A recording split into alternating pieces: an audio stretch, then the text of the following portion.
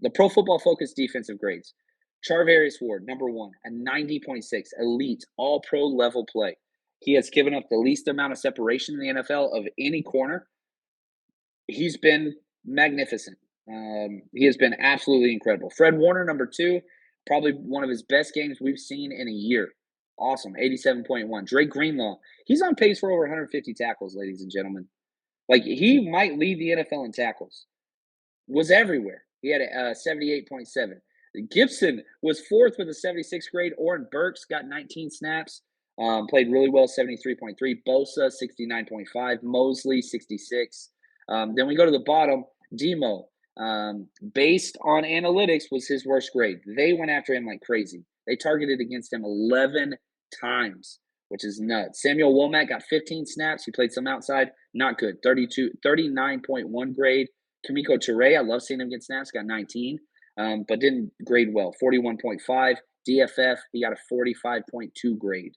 And then really the grades were all good besides that. Kevin Gibbons, he had a 45.4. But I keep telling you, like, Gibbons is hot or cold, not because he's having a bad game. He's a matchup-dependent defensive tackle slasher. So whenever you're going up against these, I don't know what you want to call them, kind of more mobile guys, whatever, he loses a little bit of his advantage. He doesn't get to slice near as much as he wants to. So I'm not worried about Gibbons. I do hate that we have such lack defensive tackle depth now. But, man, Charles Omenihu was incredible. He played all over the place. And he had 5 pressures. Like, that's somebody that stepped up huge. Samson Ebukam stepped up huge. And yeah, Johnny says some of these D-line grades seem suspect. The film's going to help a lot, but there's no doubt, again, just go back to the total numbers of the game. They had 308 yards, which is pretty freaking awesome. So somebody did pretty good. You look at their rushing, they only ran for 64 yards. So I don't know. And the grades are always interesting. What's up, Josh? Hey, can we go back to that comment from Thanks, Clayton? He says Givens still got in there and messed up some run plays. He did, and that's kind of what you're going for with him, is just a problem, havoc creator, which I hope will continue. But I don't know. I'm feeling great about the state of the 49ers. And Avion, thank you. Drake Jackson is for real.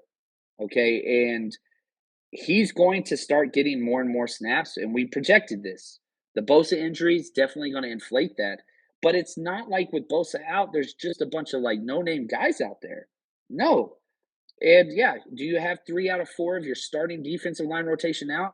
Yeah, and that hurts. Eric Armstead, Javon Kinlaw, Nick Bosa. That's awful. But the team is what's key. And so if you can plug those guys in and sneak some wins out, get them back healthy, we're going to be all right. What's up, Kelly? Good to see you, brother. He says, can we all agree that Kyle and John built this roster beautifully? Thank you. Thank you. 9+ key injuries, and we are still very much contenders. Who are you afraid of in the NFC? The Eagles, all right, they're good. No doubt about that. They're good. But I ain't even worried about it at all, man. So I don't know. I'm feeling very, very good. Now, if you haven't yet, go check out our Patreon, patreon.com/49ers Rush Podcast. We're still getting all the breakdowns done, even though I'm on the road and all that stuff. I'll be somewhere breaking down film. Might be a Waffle House. I love Waffle House. I love being in the South. I'm going to gain some weight this week with a smile on my face. The 49ers Rush Podcast.